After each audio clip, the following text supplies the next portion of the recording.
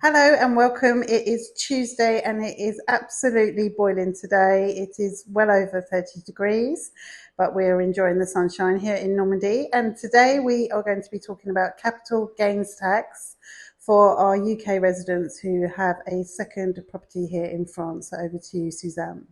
So one of the main questions that I'm asked is about capital gains tax, and it can change frequently, actually, the regulations. But as things stand at the moment, if you sell your property for a gain and it's a second home, you're non-European and you're UK resident, this is how it works. You're going to pay capital gains tax on the difference between your initial purchase price with all of the fees included, so agency and notaires fees. Then you're going to pay the difference for capital gains tax is between that price and the price at which you sell the property net to you. There are things that you can offset. So you can offset the value of artisans' bills. Any materials you've bought yourself won't be counted. Any work you've done yourself won't be counted either. So you do have to have artisans' receipts with your name and address on them, the address of the property, preferably in French, and those can then be offset. The capital gains tax starts at 19.6% and it runs for 22 years from your date of purchase, your completion. Okay. It does start reducing after year 5. So after year 5, it will go down incrementally till year 22. And after year 5, you can either apply a general regulation which will allow you 15% against your initial purchase price or the value of your invoices, your factures from the artisans. That's only after 5 years of ownership. Okay. In addition to that, so that's one part of the capital gains tax. The additional part is the social charges. So the social charges are at 7.5%. That's a flat rate for UK residents, and that runs for 30 years. And again, that's calculated just on the gain.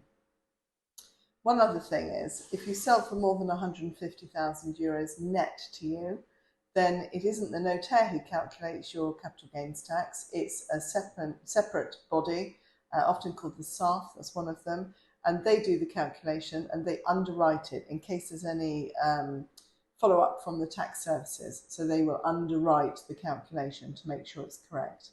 Okay. One of the things that you can do to save yourself some time is you will be asked to provide a document by the SARF. So if your property is for 150,000, you will be asked to provide this kind of document from HM Revenue and Customs, and it's to confirm that you are resident and pay tax in the UK. Now this is ordered through HM Revenue and Customs, but it does take quite a long time to come through. So you can, if you're going to be in that situation, you can order that in advance and have that ready for the notaire, who will ask for it via the SARF will ask for it via the notaire, so that you will have that in place. How on average would that form take? It can vary. 2 to 3 months Okay. usually, and it's difficult to get through to the tax office very often anyway. Okay. The other thing to bear in mind is that they do make a charge for this. So if the property is above 150,000, the normal charge for calculating this capital gains tax liability at that point is 1% of the sale price. Okay. And that will be deducted from your sale proceeds at source, together with the capital gains tax. So the calculation's done, you will get forms for that to prove that it's been calculated and you've paid it here, it's been deducted at source. If you're a higher rate taxpayer in the UK, you may also have a liability in the UK. Okay. So the moral of the story here is to keep your receipts for works, which is really Absolutely, and that's from French registered artisans, because if not, it's not going to be allowable. Okay, brilliant. Thank you. Goodbye.